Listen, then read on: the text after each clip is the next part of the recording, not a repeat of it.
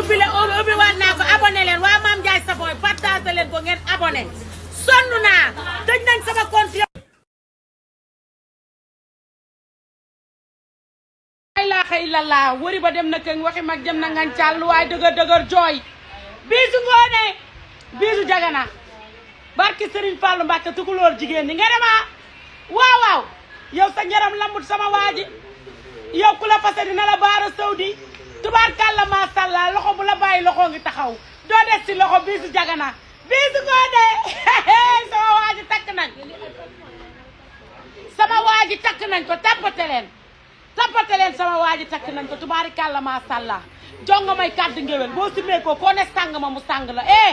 doo yàgg ci célibataire ku la fase nga amaat jëkkër da nga jonga ma sama waaji tubaarkàlla maasàllaa biisu jagana